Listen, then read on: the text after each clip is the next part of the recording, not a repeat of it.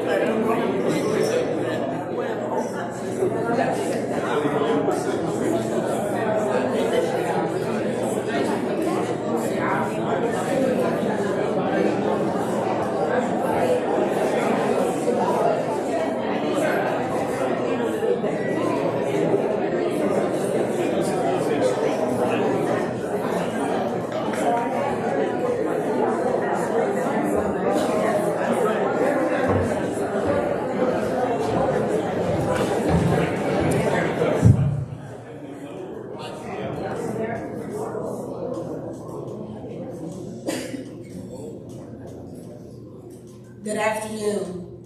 Good afternoon. I'm Wanda, a decades-long friend of Anita's. It's so good to see you all. We're here to celebrate the resilient, vibrant life of Anita Philyaw in all the ways we knew her.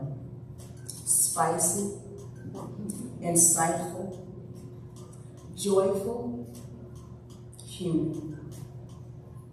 A sister friend, godmother, partner, confidant, educator, and of course artist, whose deep brown people painted on vivid geometric backgrounds of reds, yellows, greens, oranges, and purples, hands and feet detailed and expressive, are composed, elegant, quietly self-confident, and therefore beautiful, much like Anita.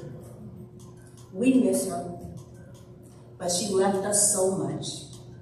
And so, let's share memories and celebrate. We'll hear from Preston.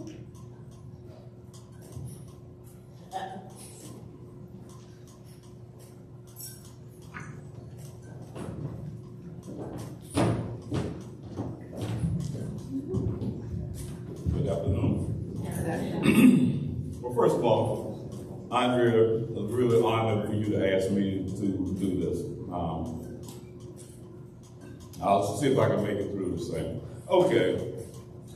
They say you can't choose your friend, your family, but you can choose your friends. Anita, when I first met her, the first thing I noticed about her when she walked into my studio frame shop was this striking, beautiful woman. Then I noticed her striking, beautiful artwork. Then it became conversation after conversation that we became family. She claimed me, as we would say. You know, she was an exquisite listener. She listened to all her, she lived my life with me through my kids being born, my mother dying, my roof needing fixing, the car, would know which car, Volvo versus Mercedes-Benz, you know what, whatever it was always a time for her to hear what you were saying. One of my favorite things when I think about Anita, I think of two specific things. Some of the things that we enjoyed together was eating. And it's at Milk Crubens, diner up on Wisconsin Avenue.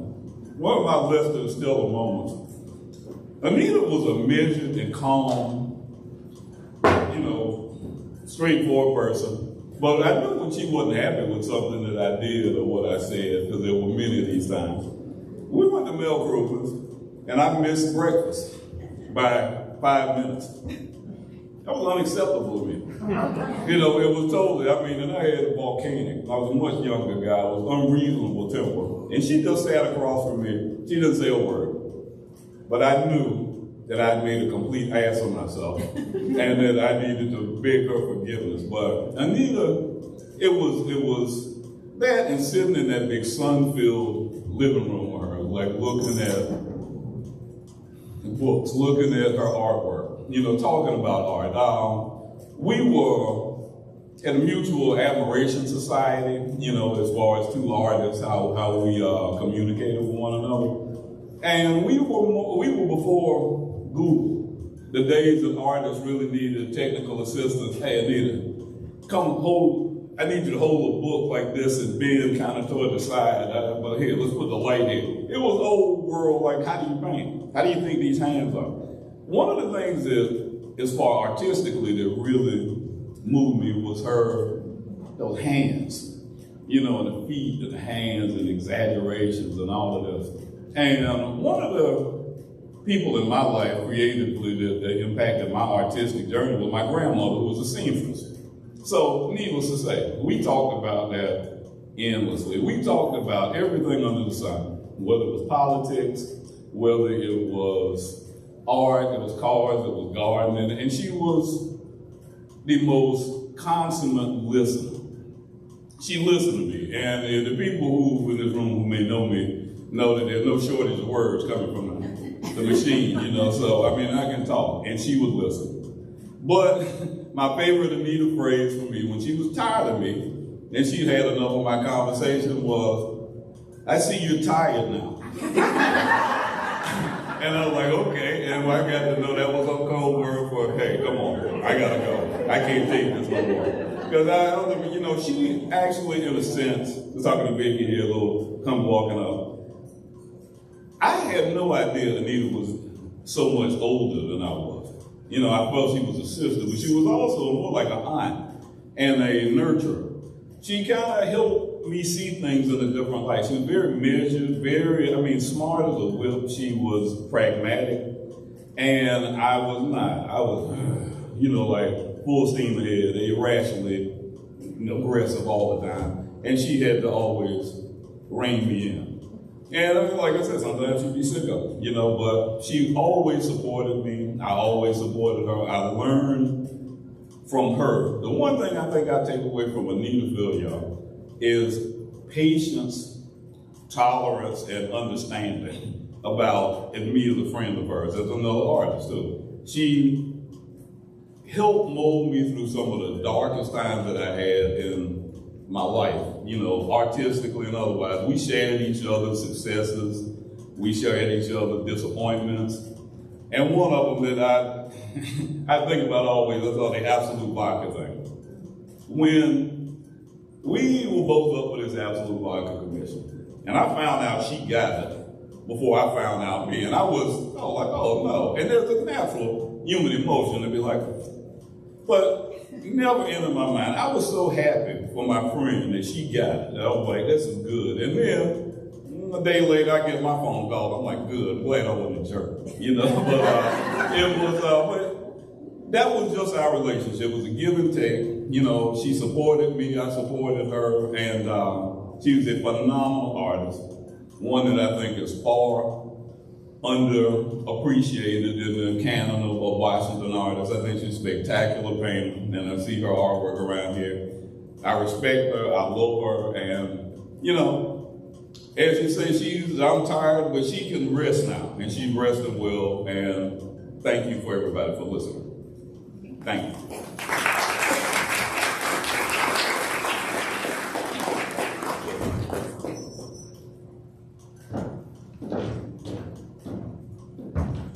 So, can we hear from Britt?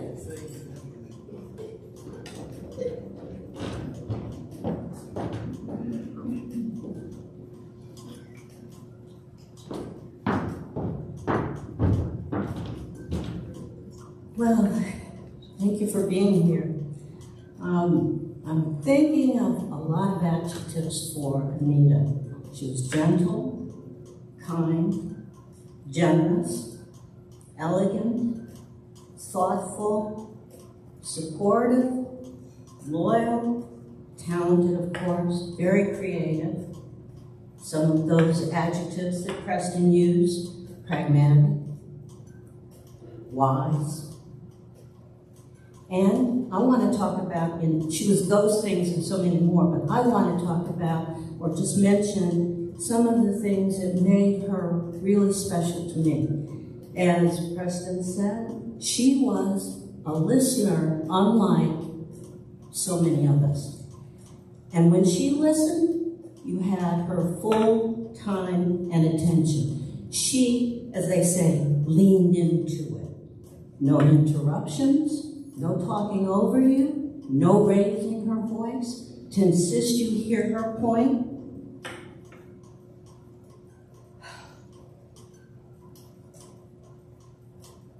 And no judgment. She had great inner strength, self-possession, and a sense of self that I admired. Whatever was ahead of her, she faced it with style and dignity and a kind of certainty, again, that I admired. She didn't give you advice, but if you asked for it, she would give it to you. And I'm not talking about a lecture or a harangue. I'm not talking about her point of view. It was always thoughtful well considered and designed to help and encourage and support you. She was with me, she was my friend when I lost both my parents and my cousin. And I have to say, she had a lot to do with how I went through that. And I will always be grateful for that. Anita kept your secrets. And she did it without judging. That meant going along with that ability to really listen. You could open up in a way that sometimes you can't, even with your family. If it was in the vault, it stayed in the vault. And again, without judging. The other thing, Anita was slow to anger. I don't think I ever saw her lose her temper. I saw her annoyed. I saw her feel the need to adjust the situation. But it was really more a matter of just kind of letting you get a glimpse of that steely insight. One word, one phrase, and you understood it. And how she approached that is something that I've really tried to bring into my life. I rant and rave when I'm angry. I'm going to shout, blah, blah, blah. Anita wouldn't listen. And then she'd say, okay, you feel better? But the important question was, did it change anything? She didn't waste her time and energy that way. She'd always say, well, be thankful that the true nature of this situation was revealed to you. Be grateful for the knowledge, the power that that knowledge gives you. And then she would just kind of shrug and keep it going. She was a dear, dear friend. I feel like I've known her all my life. I'm not even sure how long I met her through Wanda. But she feels like she's always been a part of my life. And that's a lot to say about a friend. I miss her. I miss her spirit. I miss her wisdom. But as she would say, when I was missing my parents, she'd say, because she believed the spirit goes on and she believed in reincarnation, she'd say, they're on to the next big adventure. Keep it moving. So there's a lot more I could say. This is hard to do. But I am so pleased to have had a friendship with Miss Anita Philyaw. Thank you.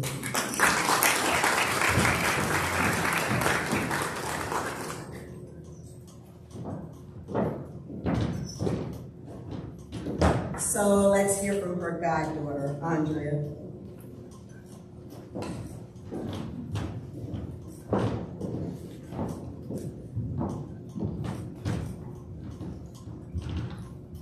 I had to write a few things down. I want to thank you all for being here. It means so much. I just want to take a minute to acknowledge Anita's friends and loved ones who couldn't be with us today.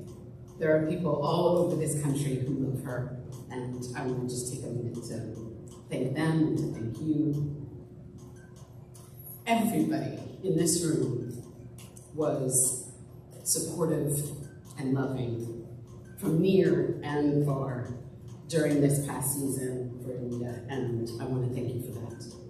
It means so much. So yes, I'm Andrea. I'm Anita's goddaughter. I'm so lucky to have been her goddaughter. I can't really put my finger on my first memory of Anita. She was there before I was, before memories were. Anita was a very dear friend of mine with her. So they met before I was. They had a profound sister friendship. From the beginning and through 60 years. I'm sorry, Mom, I had to count it. 60 years. It was profound. And so I had the benefit to watch and take in so much of what they were during that period. And I am truly blessed for it. All of the birthdays, Thanksgivings, barbecues, the anniversaries, the Sunday dinners, she was there. She was a part of us, given. She often arrived with little gifts, like a little sweet thing from her purse, or a shiny thing, or a journal, or something out of a big pocketbook. And these days, 1970-something, she was tall, willowy, fashionable, but very interested in us, in the kids. She always, as we've heard, she always listened. She always had time to be with us. I do have a very early memory. Anita lived in this fabulous brownstone up in Harlem on the west side near the river. It was this tall, majestic place. It matched her. And it was a Saturday afternoon. My mom was visiting. They were in the kitchen, and I was able to entertain myself. When you walked into that brownstone, there were big twisty plants that met you when you came in. There was fragrance from some potion or a tea on the stove. I remember specifically the light. There were sort of patterns in the smoke from incense or cigarettes. It was 1970-something. And I remember running up the stairs to chase the cat. There was always a cat. And I found myself in her closet. All of the colors I have ever seen in this closet. Shiny, sheer things and textures. And I made a mess.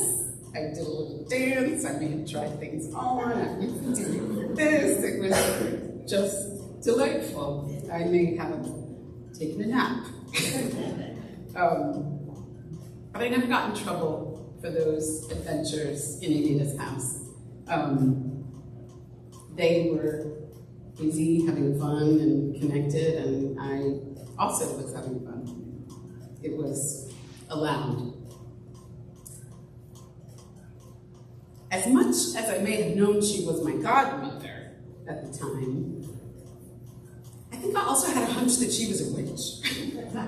A good witch, obviously, but she was quirky and knowing and mysterious and artistic and all these things that I was interested in and hoped to be one day myself. I wanted to grow up and be like her. These last 10 years in Washington have been equally magical. I am sure many of you know how much she loved my children, how she showered her love on them in the very same way that she did for me when I was a child. Each time she came to our house in that big black car, the trunk would open and out would come dinosaurs and pigs that sang and books and hand-painted furniture and sweets and toys and the shiny things, and it was magical. I would worry when the children would go to her house and run up and down the stairs and play and mess and do the things that I did, but she never flinched. It was allowed. It was amazing and easy to know her as an adult. She, again, had that same attention, that listening that she had when I was a child. Sitting in the kitchen, she now shared her own stories with me, and they were good. Her sense of humor, could be dry and wicked sometimes. She could change the temperature in a room in a good way, but you felt it. She really was an expert, as we've heard, at that open, loving listening, creating that space. And as much as I value being an adult with her, I will always hold on to the gifts she gave me when I was younger. Anita showed me, and my mother showed me, sister friendship, that profound bond between women, between Black women, how essential it is, the most fun, the most healing, the most love. I have sought out those friendships in my life, and they have sustained me. Anita showed me that you could be a woman in the world and live in a castle of your own and make art. It sounded simple, and for sure she made it look effortless, but we all know how hard that really is, how much resistance she faced and the roadblocks in her way. She took it all in her stride, and she kept going. You could be truly independent, give your own self permission to have a life full of love and adventures. She showed me creative purpose, that we all, each of us, have something inside, a gift. Hers obviously were the amazing paintings, but she let me know that as many of us as there are, we have something to offer. And if you seek that purpose, it will find you. I'll just finish. There is a painting of hers. It's a woman, a large woman, and she's working, but she's not weary, full of color. And I asked her about it one day, and she said, "Oh, I started with the circle I was making with my pencil, and I just followed it with the brush and then the colors. She was just considering the shape. Would go round and then back again, shifting and multiplying and changing, but I never broke." And she said the secret was to trust the circle. From the very beginning, Anita held me in her circles. She brought my family in, my children in, all of us in this room, she brought into her circles. She lived her life realizing her own gifts and lighting up the gifts in the people she loved. We are so much better for it. I miss her so much, but she is in me. I know that. And she's in all of us. All this art, it's been on all the walls of all the places I've ever lived, near and far. But the circle always comes back around. So I'm going to trust the circles. Thank you.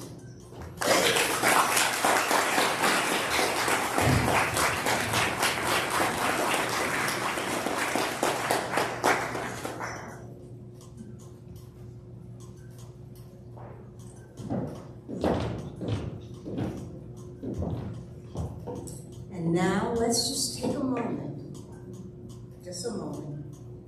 to pause, reflect, and give gratitude.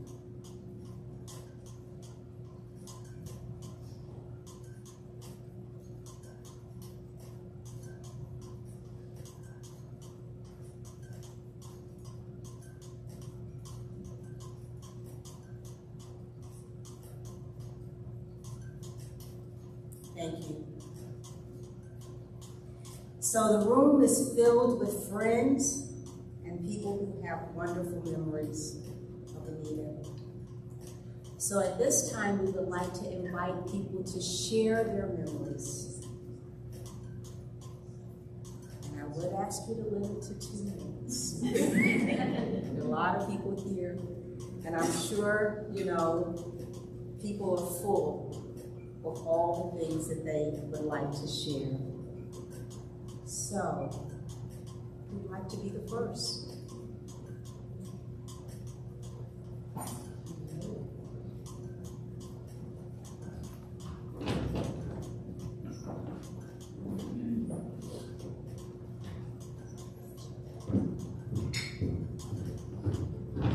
My name is Clarnice Cheney, and I'm a member of Anita's book club, and that's how I met her, was through Wanda in our book club. And I wanted to share just some of the experiences we had with Anita in the book club.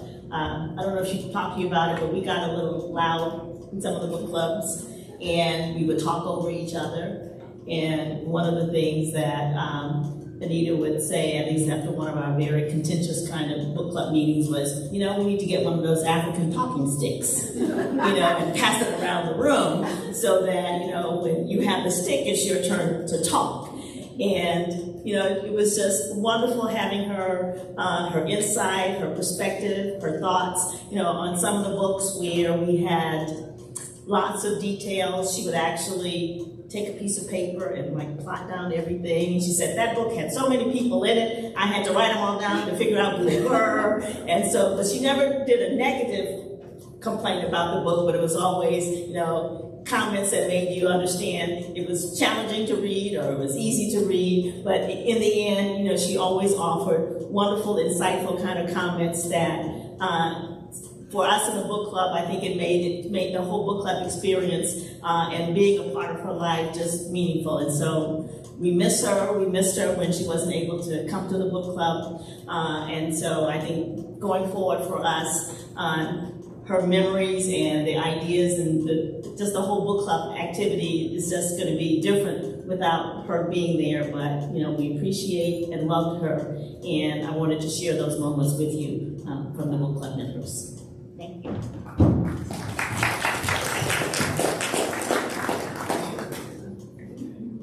Anyone else?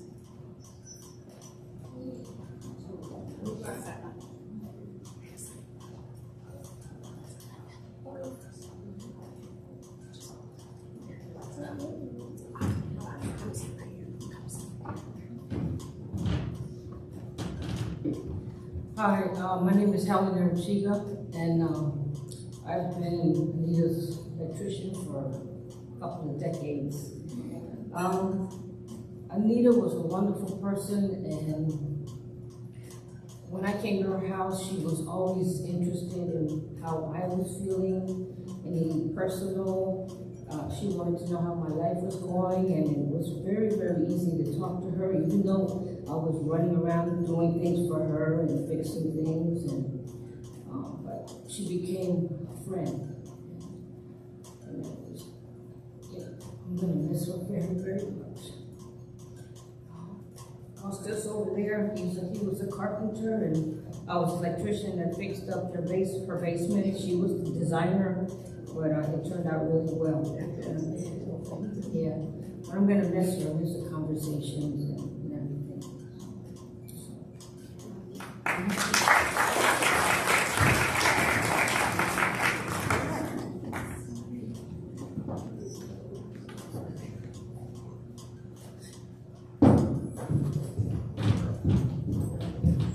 My name is Viola, and I'm Andrea's daughter. And Auntie Nita used to always come to my house, and we would go to her house during like holidays. So I wrote a poem. Broken toy, quiet dear, with you there is no fear. Soft hands, silver hair, warm embrace can't always be there. Rocking chair, gentle side, stories told in days gone by. Cookies warm upon the tray, fading light, we say hey. Laughter lingers, whispers stay, echoed footsteps fade to gray. Yet in dreams you're always near, holding me, erasing fear. Broken toy, quiet dear, even now I feel you here.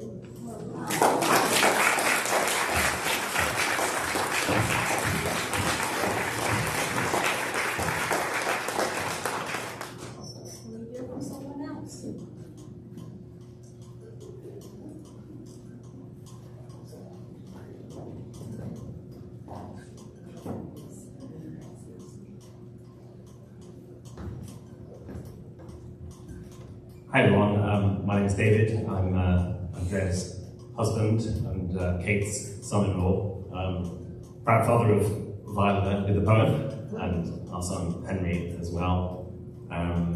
When I think of Anita, I think of her curiosity, her gentleness, her humour, her spirit, her kindness, her wisdom, and her grace. And she was, a truly great artist, as we've heard before. I think also a really great artist at living life to the full. And it was a life that touched so many lives, including mine. I only had the honour and privilege of knowing her really probably for the last decade, but something I'll always remember. And I think any parent here will appreciate when somebody shows just such pure kindness to your children. They're always going to be in your good books. And it was always touching to see Anita with Henry and Viola. And just one other thing I'd like to say, on behalf of everyone here, a special thank you to Andrea, who you've heard from already, for all the love and care and compassion you showed to Anita in the final years. It really made the world of difference, and it's very special.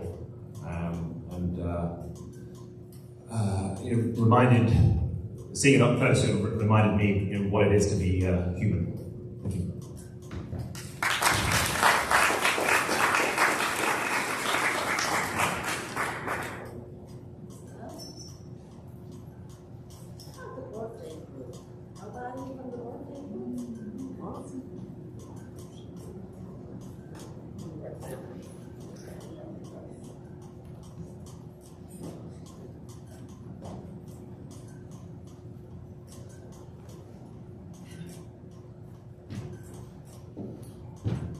Good afternoon.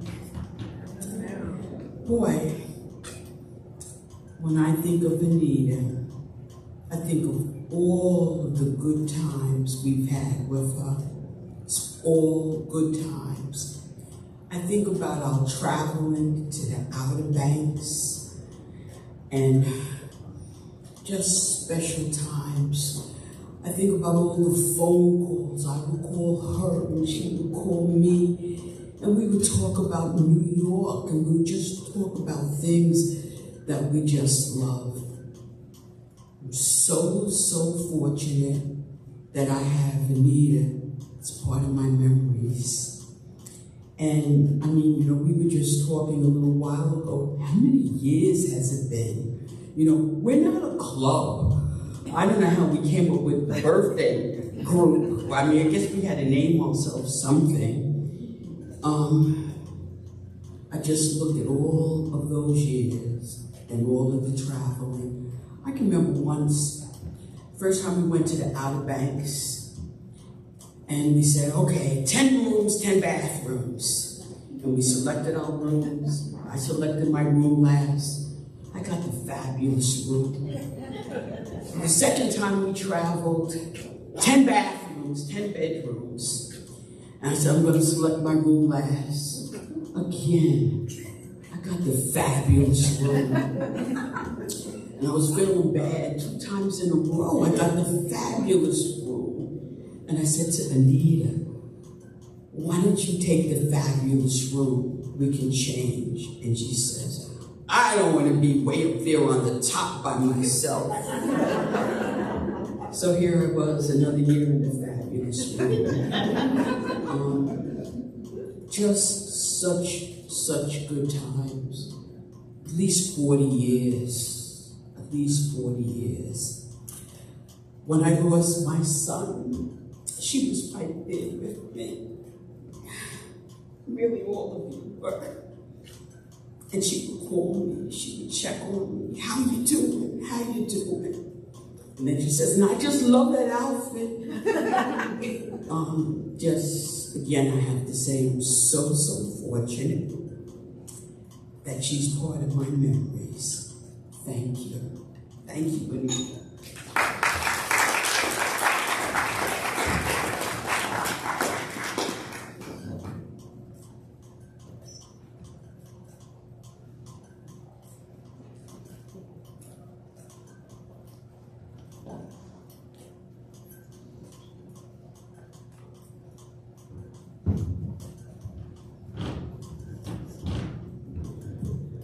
Good afternoon. I'm Rochelle Brown, also known as Vicky, also known as a former neighbor of Anita's on Sheridan Street.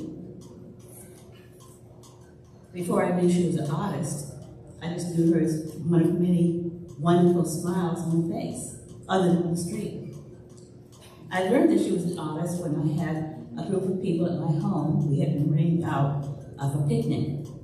And some of the people came all from all over the East Coast. And at one point, one of my friends from New York disappeared. And then I saw her coming back in the house with Anita.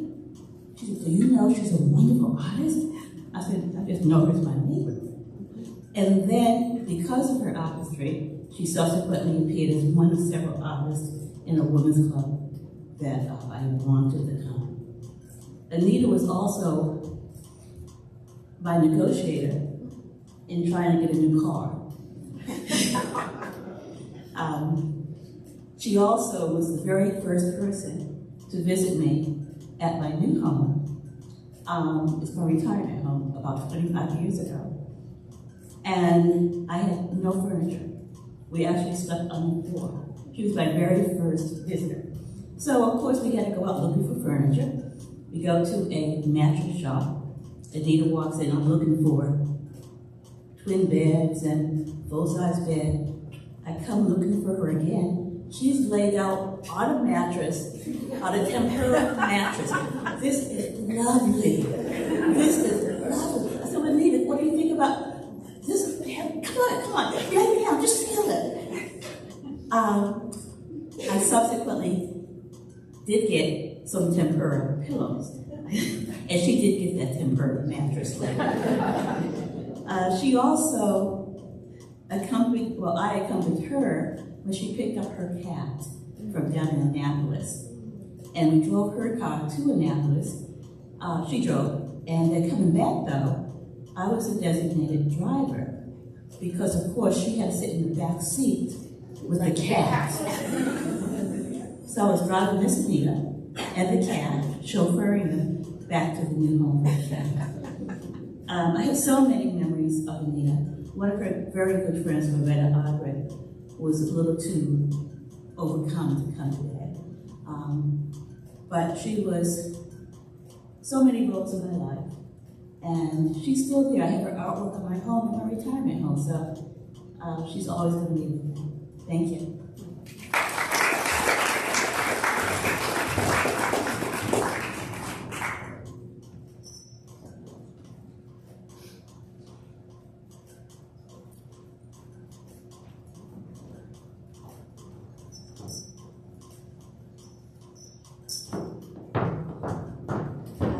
As I was a moment ago, but I have to tell this story about Miss Anita.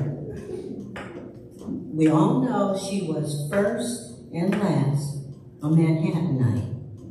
And you know there's a lot that goes with that.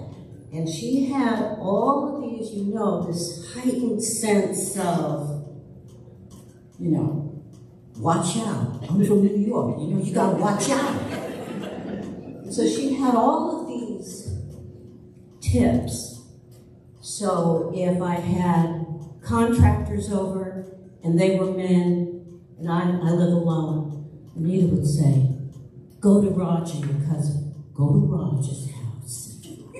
Get some shoes, get a sweater, put it by the bed. Now you let me know if you need me to call you in the middle so I can check on you. And they know somebody's looking at her. She would say, she wore a hat because her skin was sensitive to the sun, this big floppy hat.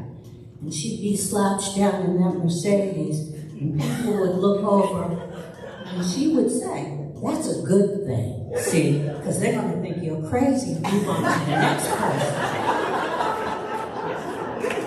She's told me, "Oh, you can have one of my alarm system signs. You don't want them to know what you got, because they might be able to figure out how to get past that. Put this sign up in your yard."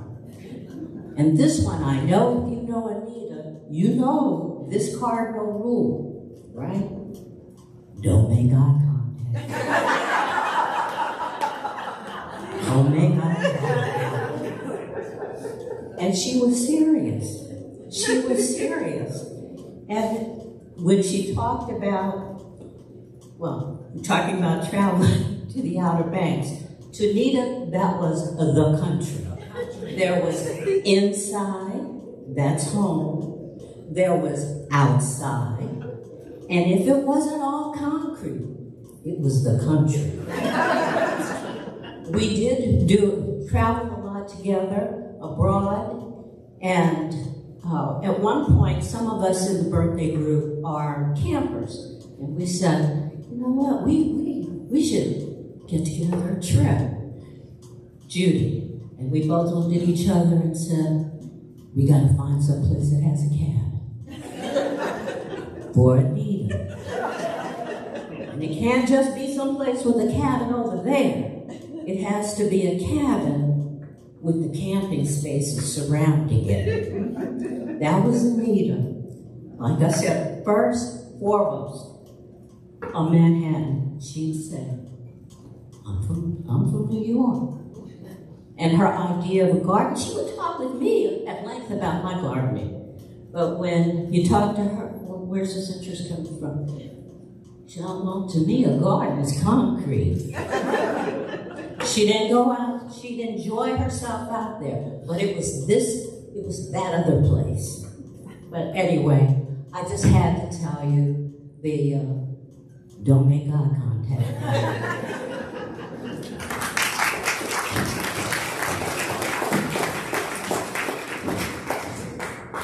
And I just want to say in particular, the Outer Banks, no matter how many times I said the Outer Banks, Anita said the country. It's the country. Anybody else?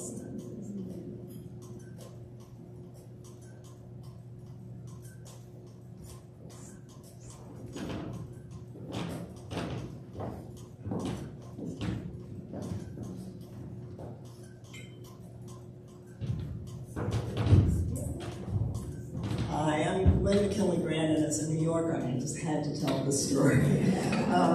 Anita came to my office one day, a dermatologist, and she looked, listened to my name, she said, "Lynn McKinley Grant." She said, "Are you John McKinley's sister?" And so I said, "Yeah." She said they were best friends growing up together in Harlem. And we lived in Riverton. They lived, I'm not sure where she was living as a child, but they were about 13, obviously, and so their experience with, she said, "You won't believe this," with her sister. When she started her period, we were together. But my sister really didn't know, neither one of us knew too much about what was going on. So she said, but they needed to go out to play. I think they might have been babysitting for me too. And they needed to go out and play. So they figuring out how they're going to do this. What is this stuff with blood in her pants? And it's something worrisome. So they changed the pants, took them off, put them on my mother's bed, put this note on, said, "What's going on here?" And they were best friends after that.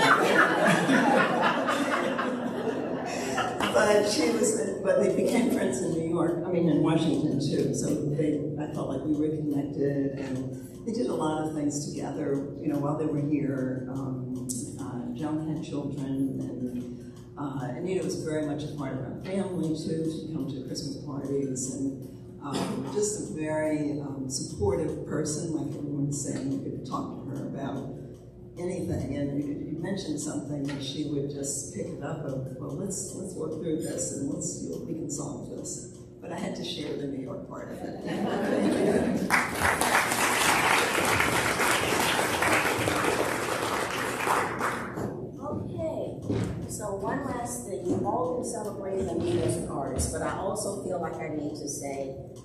Anita spent most of her life as an educator. She taught 3rd grade, and she was a master teacher. She taught teachers to teach. She was an assistant principal, and she so believed in education. My husband is a part of Underwater Adventure Seekers, one of the oldest black dive clubs that they can figure out. And they do an annual craft feast and it's a scholarship, usually, initially for people who wanted to study oceanography and all those things. But anyway, Anita loved education, and Anita loved crafts. Yeah. Because of Anita, I sold more tickets to the craft feast than anybody else in the club. Dozens and dozens of tickets every year, because that was also her dedication to education and crafts. Okay, Andrea? Is that it? I think that's it. Yeah, I think we can, there'll be some refreshments and everybody can mingle, and yeah, we've got time. And of course, feel free. And if I skipped anybody, yeah, this is the time, but feel free, you know. Family, friends, we're all here. Yeah. And if you don't want to come up to the mic, you know, there's an opportunity to share Anita's stories. Wait a minute, we got Connie.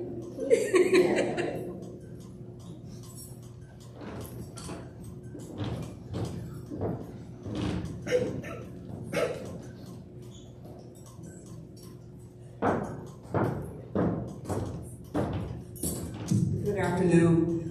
I had not planned to make any remarks because I was just assuming that I would be tearful. But this has been such an uplifting tribute to Anita, and so I don't feel teary. But I'm here, I'm Connie Dunlap, and I'm one of Anita's neighbors. I moved into the neighborhood in 2002. And I'm not even sure how Anita and I connected, but we connected, and it was clear that she was a community resource. She was responsible for managing the neighborhood listserv. If you needed anything, whether it's related to plumbing, I've got Helen's number, the air conditioning, anything related to home care. Anita had done the research. She used that Mac computer, and she had done the research, and by the time she recommended someone, they had been vetted. Let's see, I did want to share just a few memories, and it has already been mentioned how wise she was, how curious, she had such a sense of humor. She was really intelligent. She was a really wise woman, and I spent so much time just talking about things, and as someone said, she would always lean in. I'm the most curious person I think I have met. And one summer, I took off a few months, and I started a book about Michael Jackson. I know she must have been tired of hearing about Michael Jackson, but she was encouraging. I did want to share just a couple of experiences connected to her not being outside. So at one point, I was hearing some noises. It seemed like they were coming from the top of my house, and it seemed like there was some kind of explosion. I thought something was dropping on the house, and Anita got on the computer, and apparently there are a lot of reports of things, like loud noises on houses at night. So Anita did the research, but it turns out it was some combustion coming from the chimney. So that resolved that. Another time, and by the way, our yards abutted each other. My backyard abutted her backyard. And one day I was walking on the phone, so we were often on the phone, even though we were next door, and I spotted a snake. And I had lived there for 17 years and somehow had not really realized that there are snakes outside. So Anita gets on the phone, she goes to the DC Department of something, and essentially she's not going to come outside, but she was able to do some research to help get me off the ledge. The last thing I want to say is I want to just comment about how grateful she was, and this is really meant for Andrea. when she moved into the residence, each time I would visit, she would talk about how grateful she was to be there, that she was just in the best place and people were nice, and she always mentioned you and how you were taking care of her. And I think to have that kind of peace at that stage in life is a blessing, and you gave that to her. So I just want to acknowledge her. Let's